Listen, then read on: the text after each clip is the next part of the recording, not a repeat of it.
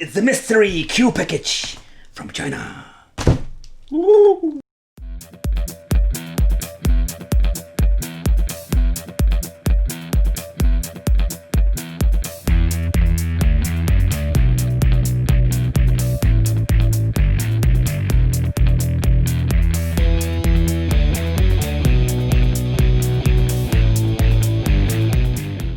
Hey, welcome back to the channel. It's awesome that you're tuning in. So in this video I have something pretty damn awesome to show you.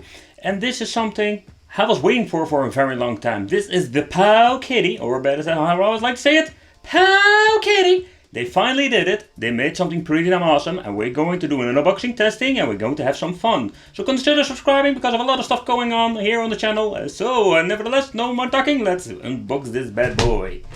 Yeah. Okay, so the first thing I did notice with the Powkiddy, the way how they pack it up. It's just a very good packaging. Inside we're going to get the manual in charging. It's in Type-C cable and there is no power adapter, so you need to buy it separately. Keep it in mind. The manual itself is just a basic explanation how it works. It comes in the Chinese and, well, I'm guessing it's Chinese, and the English language. Nothing big of a deal, nothing special. But the first thing I didn't notice with this device when you're getting it out of the box, I have no idea how to pull it out. Let's try to put the joystick. It's not getting out. Let's put it like this. But the packaging itself is pretty good. And you can see that the box is a little bit bust up, but still there is no damage with the product itself, so I'm very pleased with that. So we're going to do an unboxing. There's not a peripherals. There's not even an HDMI cable with my version. But I can tell you, when I've seen this, man, gets me excited. Okay, so the first thing that I did notice with this device when you're holding it, it feels quite heavy. And it feels not like that plastic fantastic cheap device that I've seen before. So that's the first thing that makes me very exciting. So here at the bottom we're having these little rubbery feet and I can already tell you it gives a very steady feel. It's already powered on. But here we're having the major difference and this is the big game changer for the mini arcade machines.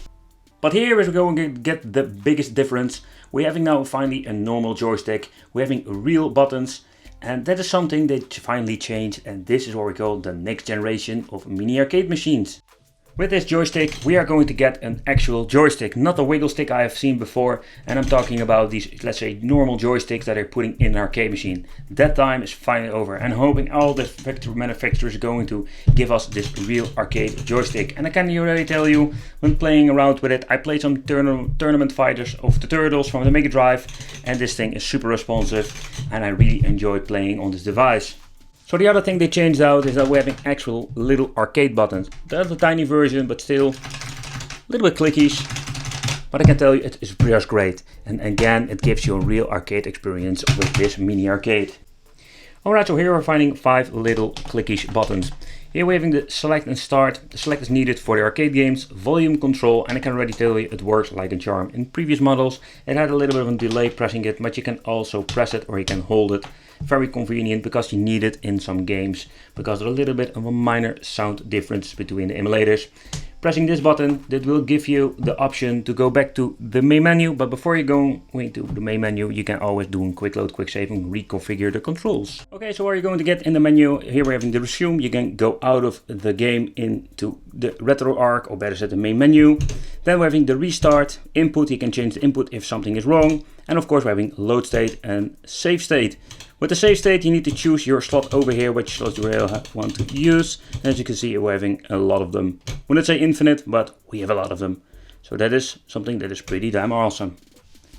So if it comes to the controls, I can tell you it's very responsive when you're going to play some fighting games. You know already, for the people who didn't know, I'm a big fighting fan. I really love arcade and playing it like this is just the way how it should be.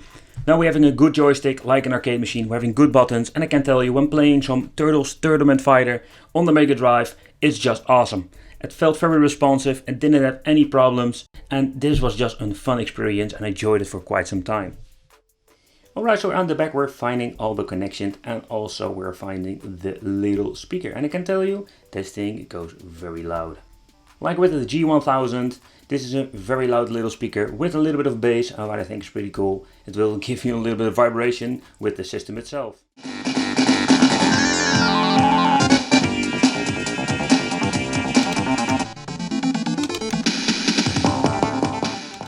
Alright, so on the back we're finding HDMI out. We're having USB connection for adding controllers, because you can basically use this thing like a game system. Headphone out, TF card for adding new games, that goes very easily. And we're having here the Type-C for charging, and of course the on and off switch. But what I think is really cool is of course the HDMI, because this gives the thing a completely new way to play. But sadly, when we are using the TV out, here we're going to get the first flaws of the device. To begin with, I don't think the image is that crisp and clear when you're connecting it to the television, and will redirect the sound to the monitor itself, and doesn't use the little very loud speaker. If you put up a video file and you want to use this device like a media player, it will work just fine, and the video that you're seeing here plays without any hassle or lag.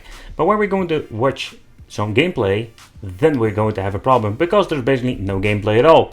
I tried a couple of games, and this is a similar problem that I had with the X2 from Powkiddy. If you're connecting it to the television and you don't get any signal. I tried a couple of games, including some arcade. The arcade games do work, but when you're using a TV out, it doesn't have any signal. Okay, the menu itself. So here we're having the history. Basically, this is the games that we recently played.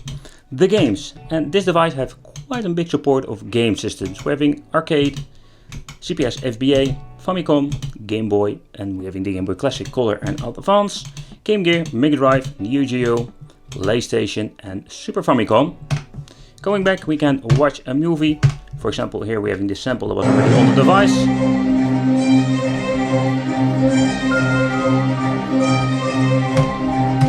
But as you can see, you can also watch a movie if you want to have this. File system, just go navigating to the files. If you want to remove something, don't mess around with it. If you mess it up, you will have a problem. And here we're having the language. As you can see, we're having quite some different languages. And here we're having the display. And here's where we're going to get very interesting. So we're having full screen option and equal proportion. So what we're going to get with full screen, we are going to get the game like the widescreen, what many of you really hate. And this thing, I personally don't mind it, but if you want to have the original aspect ratio, you go to equal proportion, pressing this, and you will see that the game basically shows it in the original aspect ratio. You will have two black sidebars, but if you really want to play the game like it should be, I think this is the thing that a lot of people were requesting. Alright, so here having the theme, we're only having 3 themes where you can change the background, nothing really special. Backlight, as you can see, we can change that out. That can only be done in the menu so far now. We're having a screensaver if you want to, you can change it out. Connection, in the connection option you can choose if you want to use the controller or you want to have, let's say, extra controllers. And basically don't use the clear and restore, because you will wipe your system. So this is what you're going to get with the menu. But what about the controller function for the Powkiddy A12? I can already tell you that it is pretty damn shitty. The reason why is very simple. I tried several controllers, but I only can manage to get the USB or the Ucom controller, that's basically the PlayStation 2 fake controllers, to work on the Powkiddy A12. The Xbox 360 controller, that's the only thing I tried besides the Chinese version. And I can tell you that the problem is that you can use it, both of them, in the menu.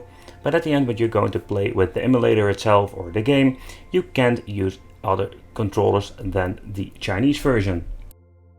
Another problem I had with the system is that when I wanted to use 2 Chinese controllers for play 1 or 2, it is not possible. Somehow I'm always need to use the controls on the Powkiddy A12 itself, and for play 2 I can use only a Chinese controller. But no further ado, let's check out how are the games running on this Powkiddy mini arcade.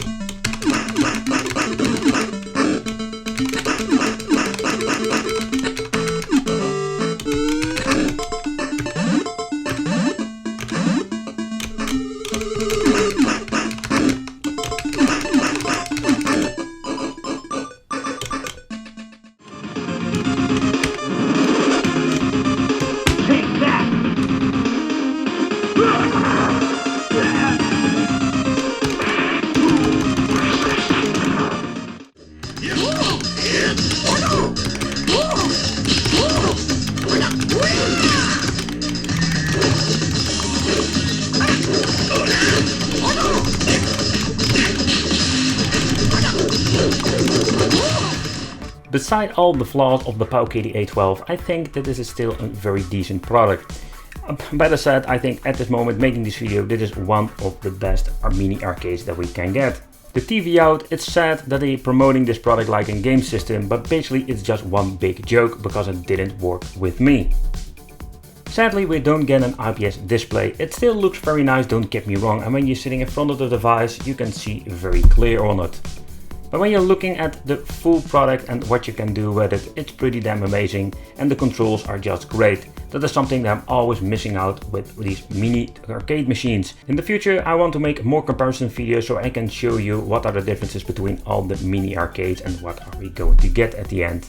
The gameplay itself is pretty good. I still did hear some sound issues or minor sound issue with Game Boy Advance, but in general it's pretty good. I have seen some shitty emulation, but this, yeah, I gave it, for example, a 7 out of 10. But there is something that I didn't show you in the video, but that did happen when I was not recording. My product did froze a couple of times when I didn't use the power supply. So it works for a very long time, very well, it gives you a couple of hours playtime, but still I did notice when messing around with the menu, out of nothing it just froze. And of course always this happened when I was not recording. But the reason I just wanted to mention it in the video, because it is highly possible that this is a flaw in the software. Nevertheless, this is what you're going to get. I hope you have a better idea. If you have any question, you can always leave it in the comments. And I want to thank you for watching. Consider subscribing. I hope to see you in the next video.